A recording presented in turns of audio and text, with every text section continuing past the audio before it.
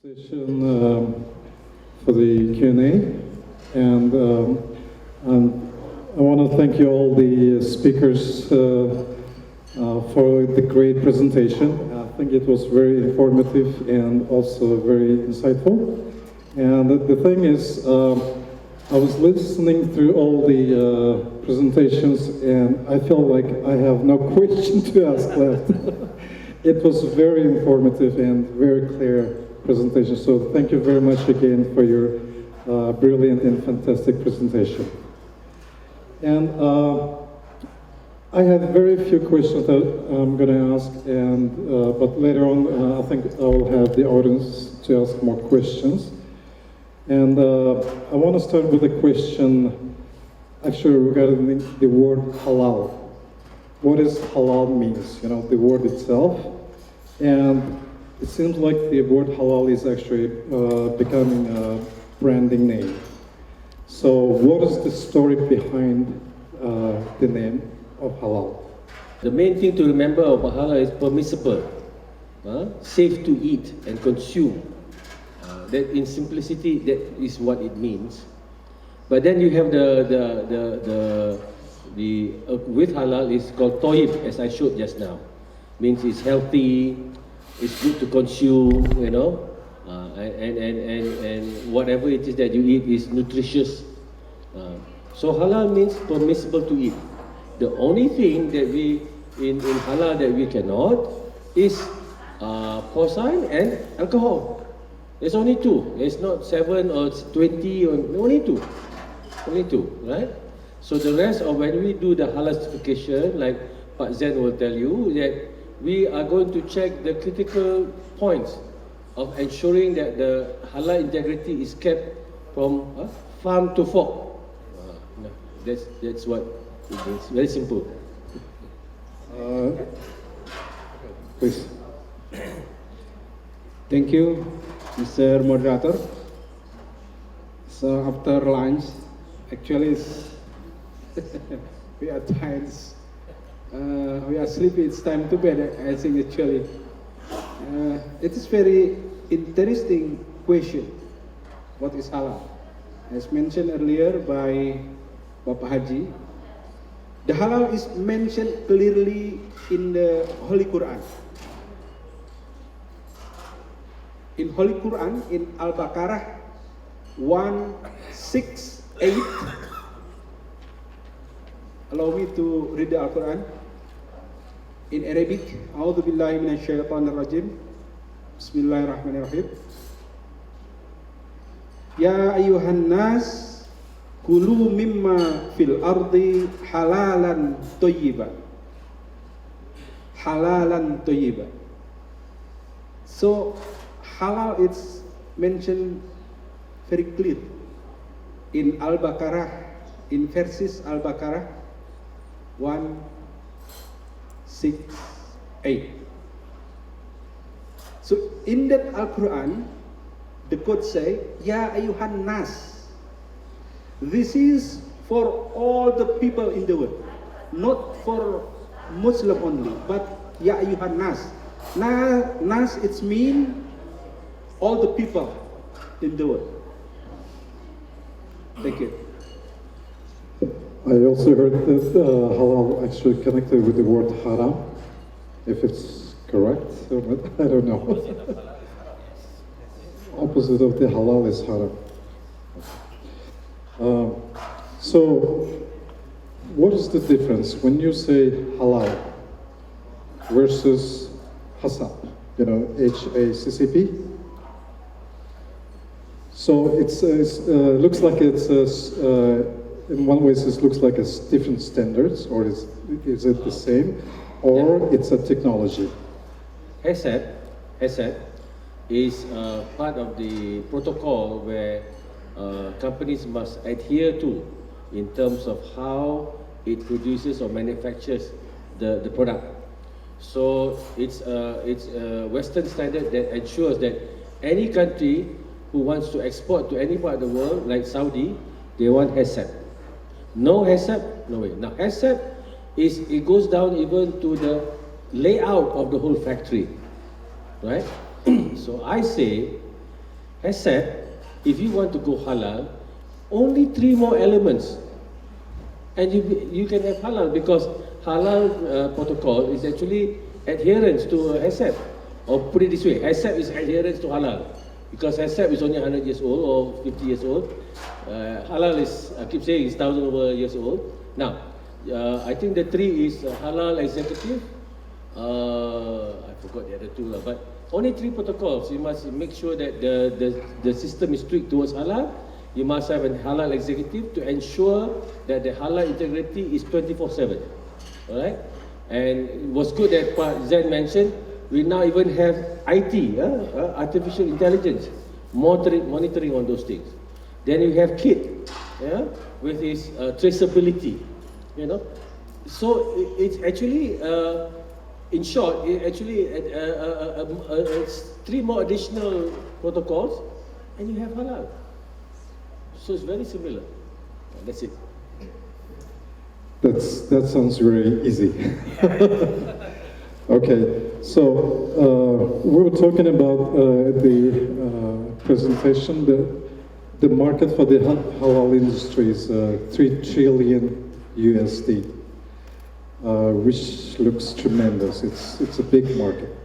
So my question is, with all these opportunities, what is the immediate, opportunity that Mongolian businesses and companies could take, and how long it will take them to act, to get on this market?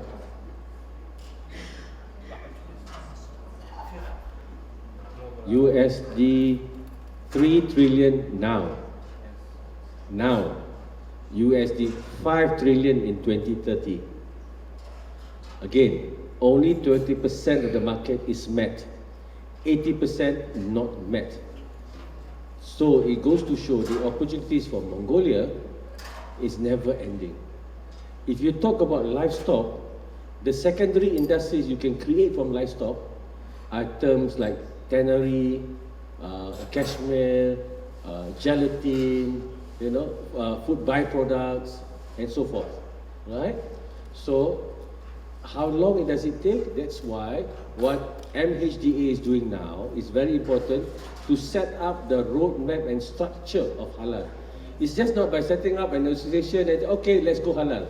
No, there are certain steps that to take, and I'm sure Pak Zain and team are advising to set up the halal. You have to have a structure, all right? And it's simple, it's not difficult. Yeah? It's not difficult. Once you have that, you ensure that you follow protocol. I would like to encourage the Mongolian business community to seriously look into setting up your halal entity. Once you set up the halal entity, myself, Pak Zain and all other friends will open up the market for you. Because the market requests, I get requests from China every week, but I don't have the products. So this is where all of you can come in, right? Because once you have halal certification and you have, like Pak Zain was saying, the halal assessment system, you have all that. Can you imagine the amount of interest from foreign countries like OIC? The interest will be fantastic. Number one, if you have a halal hub, as I said, you have ample land, you have a good workforce, and you have ample opportunities here. You can get a halal pub interest from FDI, foreign direct investment, into your country, all right? Because there's none in this region. You'll be the first. So again, the ball is in your court now. Do you know the investors that you could actually call from your mind? You would say these guys will come right away. If you have a halal industrial park which has incentives given by the government, you must work with the government. Yeah, you must work with the government because you cannot provide incentives. The government must provide some incentive. Why would I want to spend 100 million USD here? No, I have a halal park. You get 10 years of free tax. Those sort of incentive. And they know that this halal park, is set up in the proper way as a halal park, which we can assist. the FDIs will come in. All you have to do is approach ISDB, Islamic Development Bank. You have to approach the OIC countries, right? Now, I had a presentation to Islamic Development Bank a few months ago in Jeddah.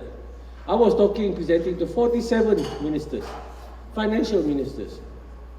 They asked me, where should I invest? They want to invest, especially on food security, right? So that's an avenue where all of us here work in one voice to make sure the halal ecosystem here is done correctly. The rest is up to you. Thank you. I think that was a very good answer. And next question is actually for Mr. Hotay Bergen. When do you think Mongolian companies will be ready to export halal products?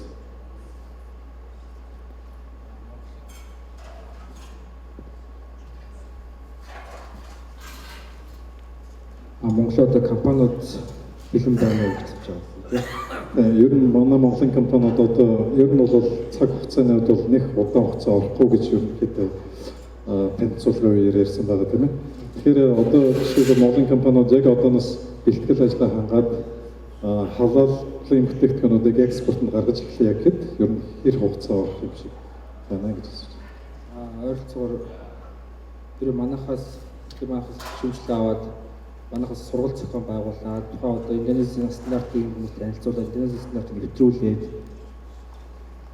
зүүн Азийн стандартуудыг нэвтрүүлсний дараа Монголын компаниуд бол тухайн зах зээлд ороход ямар нэгэн асуудал үүсэхгүй.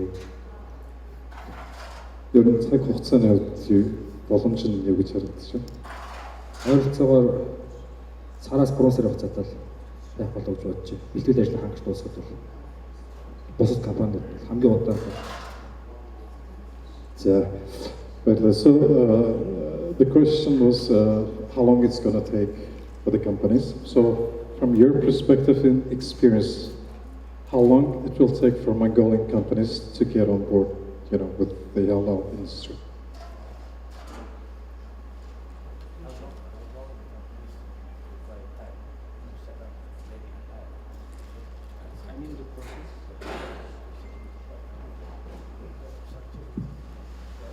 Yes, let's explain about the Indonesian experience in halal certified processing. Yes, we have namely SLA, Service Level Agreement. So since the company apply to our system, it must be finished not more than 20 days, 21 days. It is the halal processing for the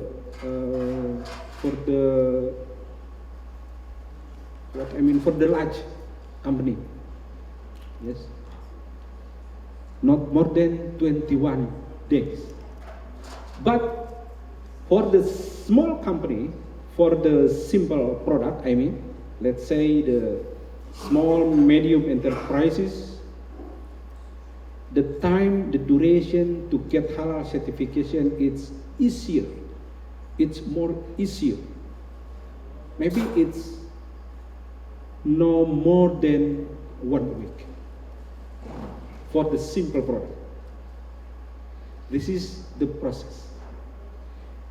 And the other is how Mongolia can recognize by the Indonesian Halal Authority. I think it is very important question. It is the different question actually, but I think it is very important. So I cannot answer exactly what time we need to get recognized from Indonesian Halal Authority, but I suggest to you all, to Mongolian government, is better if MHDA working together with the government. It will be easier for Indonesia to recognize the halal certification body if the government exists or involved. I give some example. USA, for example, they have more than 8 halal certification agency. But one of the minister is very active to support them. Even they finance us to come to USA to make an assessment to more than 8 halal certification agency in USA. We know USA is not a Muslim country, but their government is very fully support. Also from Canada. In Canada we have, if I don't mistake, 4 halal certification agency, and the government is very support. Then the president of Canada will come to Indonesia to make halal cooperation. And also another country from Korea. We have Korea have 2 halal certification agency, and we already assessed them. And the Prime Minister of Korea is very active.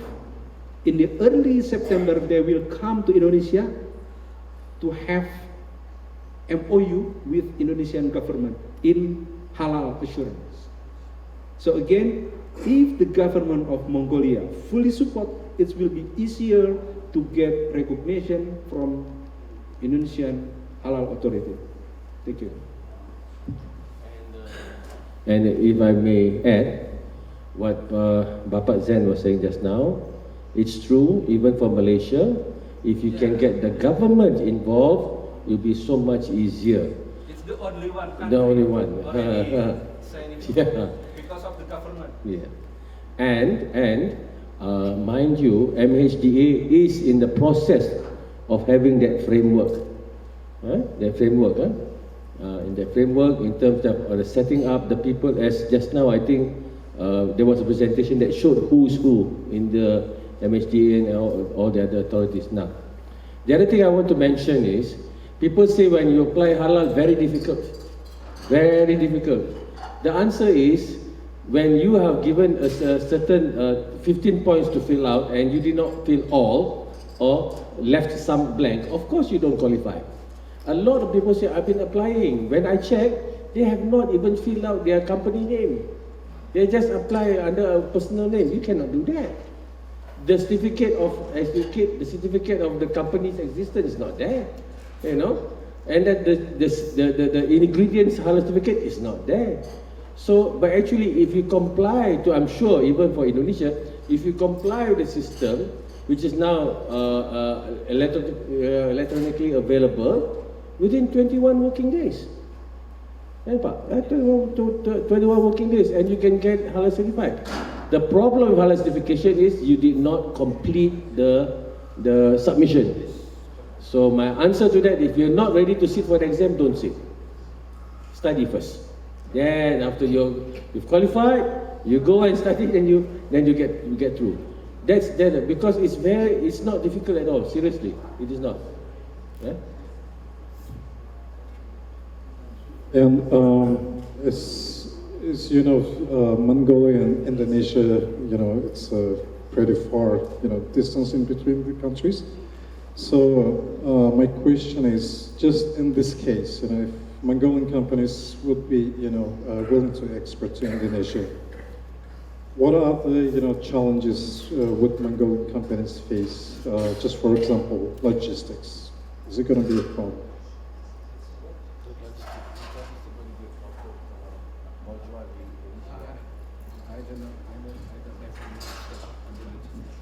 Malaysia? Okay, no problem about logistic. Last year, on the December 2022, I went to Santiago. It's very distant, you know. I need more than 40-hour flight to Santiago from Indonesia. They wish to import the cattle or the meat. Yes. How about the transportation? it's no problem because they said we already export to Chinese.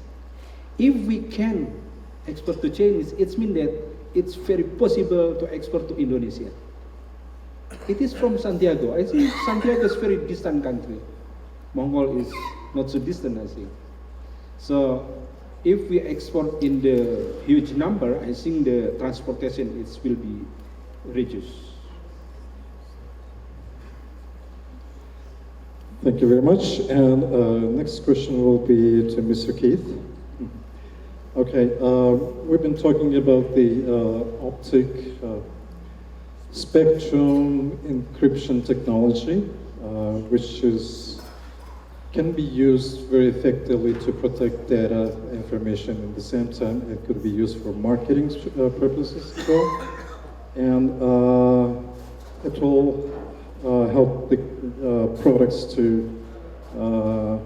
protect their branding when they, export their products, so that nobody else will be copying their products. So, is there any requirements, in terms of the technology or any preparation for these companies to adopt this service?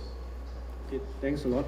Basically, for OSE, optic spectrum encryptions, it to protect your brand, your company branding, because I think everyone as an entrepreneurs, you build a brand tirelessly to what you have today.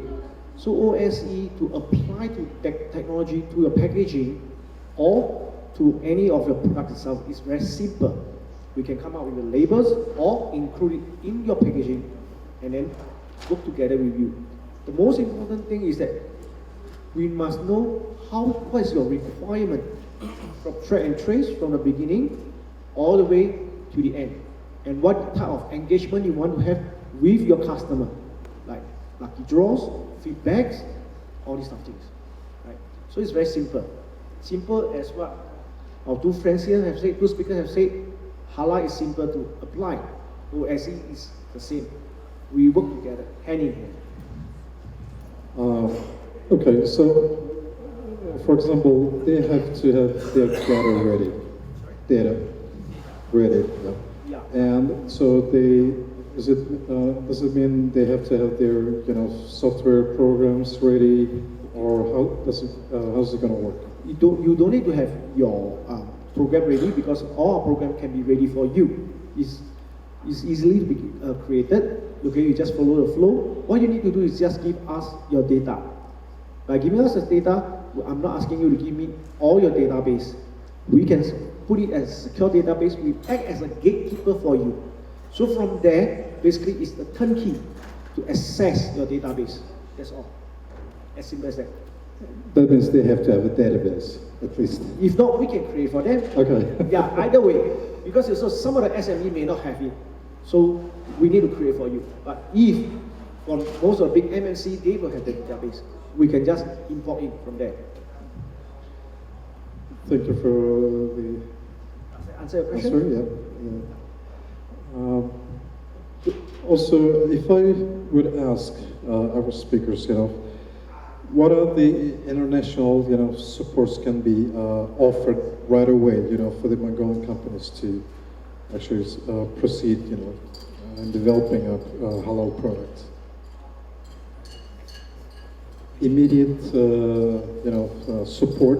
What kind of support international community, halal community can offer? I think my answer is that once you have NHDA being accredited by BPJH, and other bodies, maybe from Thailand also, you already attract the world attention on you. And you will also get a lot of requests of doing business with you, because they know you have a CB.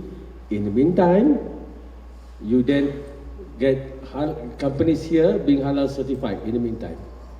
So once you have that body already confirmed with the accreditation for Indonesia and Thailand, you will already attract interest. All right? That's number one. Then the rest is MHDA will then do the halal certification of the individual companies. And Hopefully it grows exponentially, 2 becomes 4, 4 becomes 16, in a matter of time. So that's my answer. That means the buyers are ready. So there's a buyers who are waiting for the product. My next question is, how much is halal meat in Indonesia for 1 kg?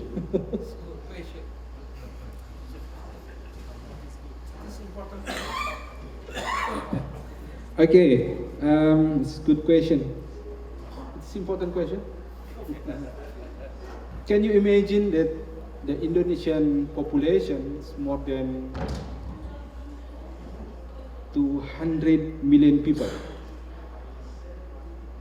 In my data, we import the meat from another country every year more than 200,000 ton. More than 200,000 ton. If we compare to the population, I think it is not enough. So we still need more. Yes. Can you imagine 200,000 ton? How many kilograms? 200 million kilograms. Even everybody in Mongolia send 1 kilogram to Indonesia, it is not enough. Because our population is very huge. So in our data, as I mentioned before that, we import more than 200,000 tons every year. It's only for meat. Only meat. Only meat. Our price in Indonesia, it is depend on the quality of the meat, of course. The meat like Wagyu from Japan is very expensive. Maybe 1 kilogram is about 1 million rupiah, but it is Wagyu. But for the regular meat who consumed by the common people, it's around 120,000 rupiah. 120,000 rupiah per kilo, it's around berapa itu? 120.000. It's around 6 to 7 US dollar. It is the market price in Indonesian local market. 6 to 7 US dollar. Yes, in local market.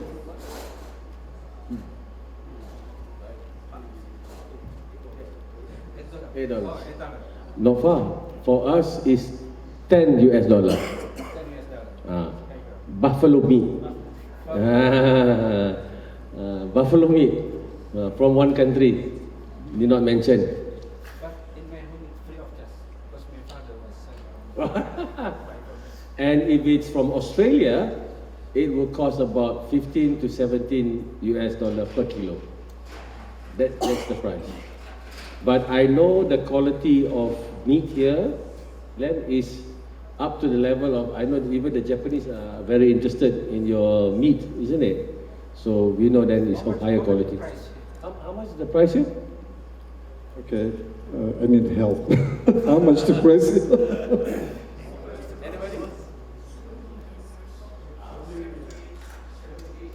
Anybody? I don't even know. It's about 3 US per kilo. 3 or 4. Okay. So we're talking about the value proposition, right? So does the global market expect halal product to be more expensive in the market than any other, probably just regular, meats on the shelves? Question about does halal give you premium value to the available? So in the stores, we would expect halal meat to be more expensive. Yeah, I think so. But this comes back to the pure basic economies of scale. As the economies of scale goes up, the price goes down. right? So basically, when Australian meat, when they first introduced, it was not so expensive as it is now. They do it the other way around. When everybody loves Aussie beef, the price goes up. But then again, the competition came back again, now the price went down. So basically, economies of scale. Would someone expect halal products to be more expensive than the norm?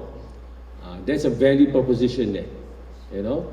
But you know very well that Muslims in the other parts of the world, when I travel, I'm willing to pay that premium price. I'm willing to pay for a premium price because that's my belief, right? But the non-Muslims also will pay the price. I'll give you a good example. Rotterdam has a port area where it's designated as halal only. And it generates about the last count was 663 million euro of business from that particular port. So the acceptance of halal product in Europe is also increasing. Then you must ask why? Migration, right? Of Muslims from other parts of the world, right? So in short, the market is moving up, not down, not stable. It's not constant, it's moving up. It is up to you whether you want to take a chance or not to participate in that. Okay. So you can actually guarantee that Mongolian meat will be a premium product at the market. Okay, that's a good news, I think, for our meat producers.